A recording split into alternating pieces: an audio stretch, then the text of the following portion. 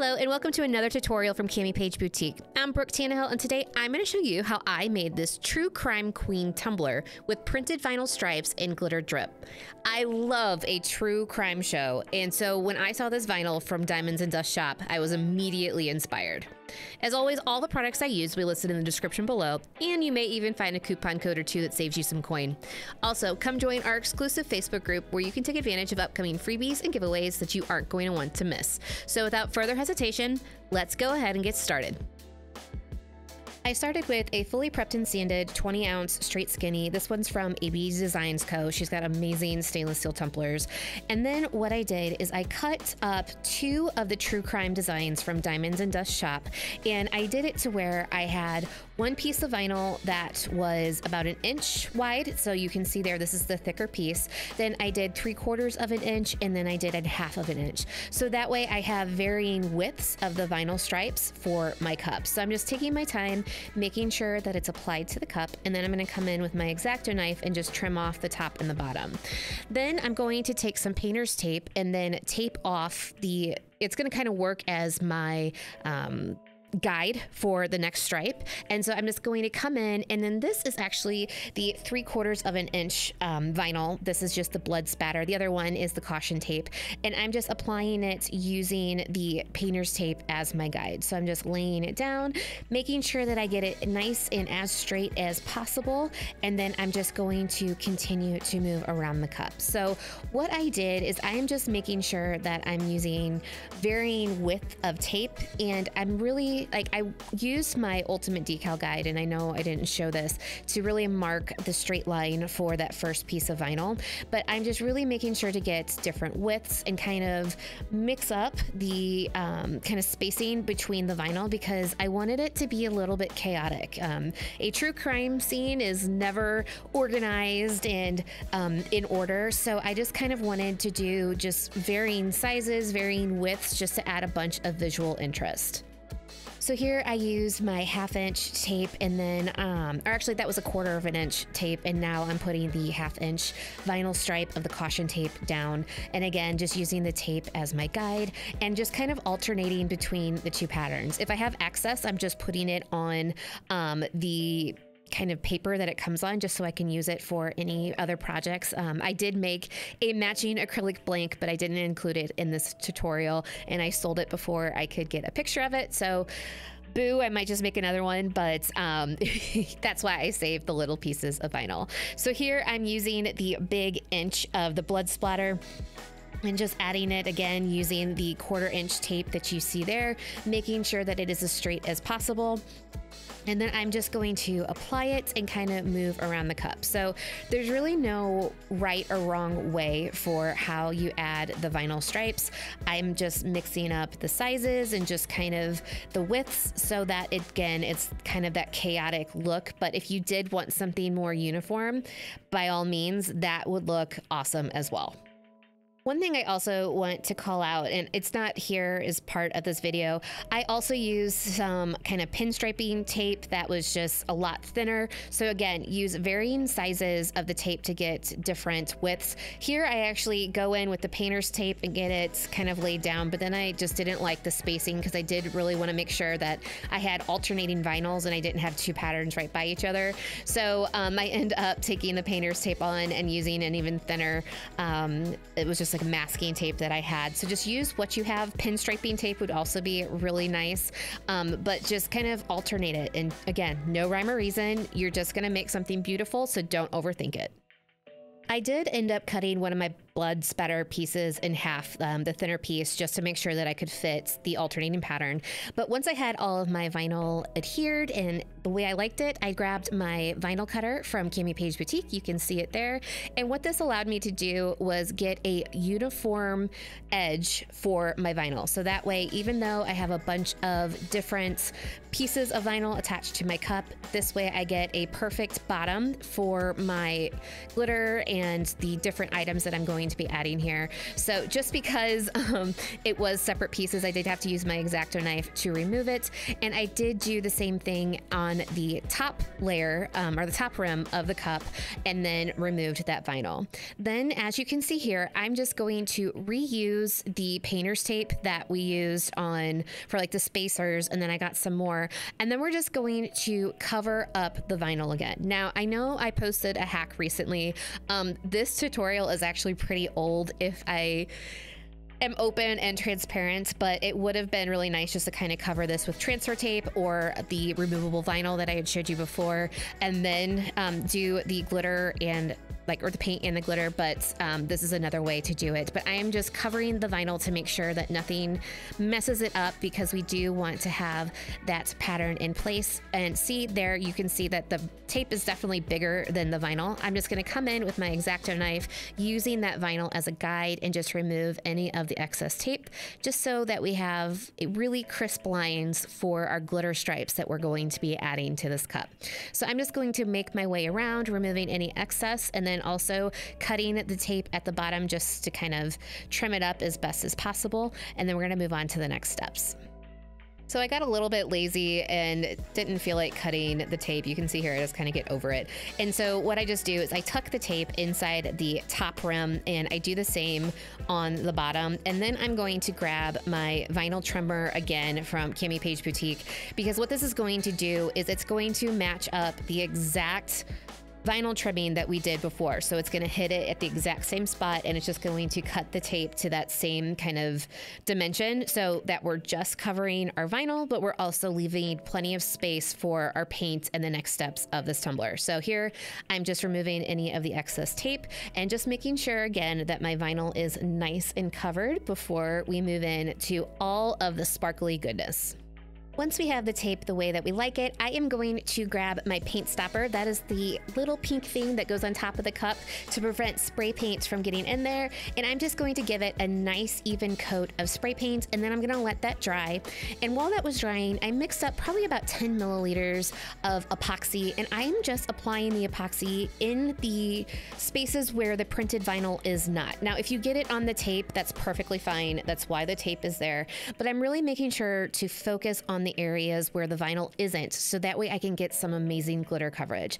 So again, taking my time, trying to get as even of a coat as possible, and you don't want to forget the butt. And then I let that sit for about 2 minutes just to make sure that it can level out and there's not any kind of striping. And then I'm going to come in with black light. This is from Diamonds and Dust Shop, and this actually glows. And I'll tell you a funny story about this in a little bit, but it is such a pretty white glitter by itself, but the fact that it glows is even, like, it just makes it 10 times better. And what is funny, and the story I was going to tell you, is that our electricity actually went out a couple weeks ago, and this cup was sitting on my desk, and I looked over and it kind of scared me at first, but it was because it was so bright and we had lost electricity, it was dark, that I just absolutely could not believe it. So this stuff works. I highly recommend it, and it glows a really pretty blue, which is unexpected with this pretty white glitter. Now what I'm doing is I'm just removing the tape as soon as I'm happy with my glitter coverage, so that way the epoxy doesn't set up with the tape in place, because then it becomes a bear to remove. So I'm just lightly taking my X-Acto knife, peeling up that tape and removing it. Then I'm going to let this sit for probably about 2 to 3 hours, and then I'm going to move in with 2 to 3 coats of Rustoleum clear gloss spray paint, letting them dry for about 45 minutes between coats. That way we just really seal in the glitter and the vinyl. And then I'm going to move in to 2 coats of fast set epoxy, letting those dry for about 2 hours between. And then it is time to move into our drip. Now, for this drip, I really wanted it to be the main focal point of this cup, because I had originally planned to put the decal on the drip. It just didn't turn out quite like I wanted it to, so I liked the placement down lower more. And what I did was I mixed up about 20 milliliters of epoxy, added a teaspoon of cornstarch and a little bit of acrylic paint. And this is Artistry's 1-to-1 fast set. And so what I'm going to do is I'm mixing it up like you can see there, adding a little bit more paint just because I did want it to be pretty vibrant. And then I am just going to continuously stir this for about 10 or 15 minutes. Now, I add a little bit of purple here because I did want that kind of deeper red, like you can see right here. It turned out so great. But what you really want to do is just continuously stir the epoxy until it starts to ball up on the end of the stick. So you can see there, I'm going to stir it, kind of let it sit. Again, I'm adding more paint just to get the right color. But I'm just going to continuously stir it until it starts to ball up. Now, I did use cornstarch on this. You can see there how it's starting to ball up and starting to fall, but I do not recommend cornstarch. And I'm going to show you how I fix it afterwards. But I ended up getting really kind of clumpy bits, and it was not a smooth drip because it would have made this cup 10 times easier if I got it. So actually, Artistry Epoxy just came out with a brand new product. It's called She's Thick. I would highly recommend using that instead of cornstarch, but if you want to try cornstarch, by all means. But it just didn't come out right. So you can see there, I tried a couple of times and I removed it. But all I'm doing is I'm using my stir stick here, and you can see how it's balling up on the edge of my mixer, and I am just kind of icing the top of the cup is the easiest way to explain it. So getting a nice big ball on the end of my stick, and then I am just adding it to the top of the cup and making sure that I have nice, good coverage. You do want to make sure that you're focusing on that top rim of your cup, because otherwise it's not going to look like you got full coverage, and it's just going to kind of look like you missed some spots. So I'm going to, I added it there, and then I'm just going to kind of tappy tap and make sure that that drip gets all the way down the cup the way I wanted it to. Now, I told you, and I mentioned before, that I wanted this to be a very big, impactful part of this cup. So I came in and I'm adding a second layer. So this is just going to kind of help the drip move further down the cup. So I'm coming in and adding just a little bit here and there, kind of watching it to make sure that it's not going to like freeze up on me. And then once it's there with the second kind of helping, as I guess you can say, of this epoxy drip, I'm going to use my heat gun just to get it further down the cup. So this is just helping me kind of move the drip further down because that is how I want it. If you wanted a smaller drip, then by all means, you didn't have to use the heat gun. But then here I'm trying to get out some of the chunky bits, and you can kind of see them here from the cornstarch, so that's why I don't recommend it. But then I'm coming in with this beautiful, like, I don't know if it's like holographic, but this is from AB Designs Co. I will list the color and a link to it down below. But what this does is it really sets the epoxy in place and stops the epoxy from dripping further down. So I'm doing this, but what you really want to do is what I'm doing here is hold it in the opposite direction, so you're making sure to get glitter on the bottom of the drips and you get that awesome coverage that you want. So I knew I mentioned the lumpy bumpy parts, but I'm going to show you how I fix them. So this is why I do not recommend cornstarch, because even though I mixed the crap out of this stuff, I still got those high kind of lumpy pieces, and I just don't feel like I could hand that to a customer. So what I'm doing is I'm grabbing my orbital. It has an 80 grit sandpaper on it, and I am just rocking the cup back and forth in sanding off of those high parts. So this is just going to give it a smoother finish, and it's just going to kind of be how I fix this cup. So I'm just going to kind of make my way around, making sure that I'm getting this top glitter drip as smooth as possible. But I mean, isn't that drip awesome? I was so upset when this happened, because otherwise it would have been perfect. So I'm just knocking down those high spots, and you can see where they are. And then I am going to grab my flap wheel. This is 120 grit flap wheel, and you can see I am so in frame right now. That's just, I'm doing such an awesome job, and I hope you can sense the sarcasm. But I am just going to come in and expose that little sliver of stainless steel from the drip, just to make sure that we get some good adhesion of our final coats of epoxy. And then I am going to come in with my sanding block and kind of smooth out that harsh edge that is created, just so it kind of gives it a really nice finished look. So there it is, the nice sanding block. And also I have found that this makes the uniformity of that stainless steel a lot more uniform. So this is kind of a finishing touch that it really makes a big difference when you are exposing that little bit of stainless steel at the top of the cup. After all my sanding's done, I'm going to wash it with Dawn dish soap, and then we're going to finish fixing this baby. So after the cup is fully dried, I'm going to grab just a little bit more of epoxy. So just kind of coming in, and I'm really focusing on the top area where those lumpy bumpy bits were. And I'm trying to make the epoxy as smooth and as even as possible. So you can see here, I'm really trying to take my time, and I really do not want to get any of the epoxy on those drips, just because I don't want to make those any bigger than they are, because then it kind of just makes it look a little bit wonky.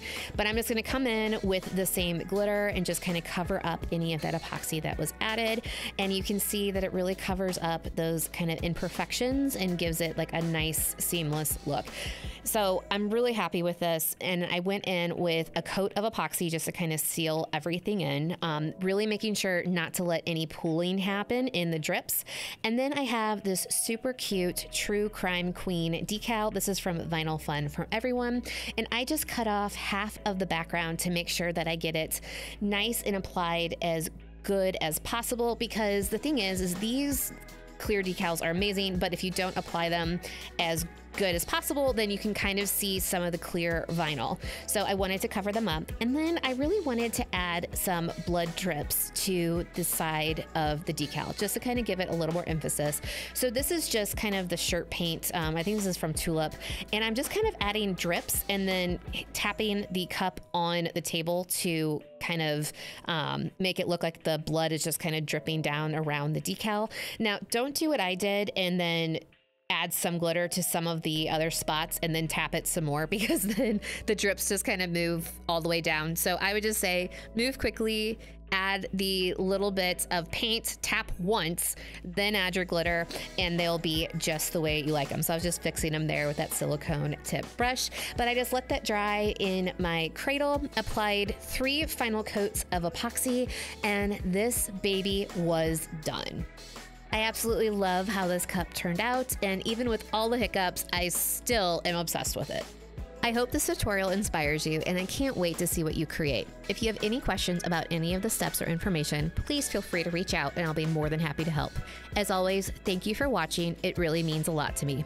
If you liked this tutorial, make sure to give it a thumbs up and subscribe so you can see future videos. You can also ring the bell so you're notified of all future cup making goodies. Thank you again. I love you guys. Bye.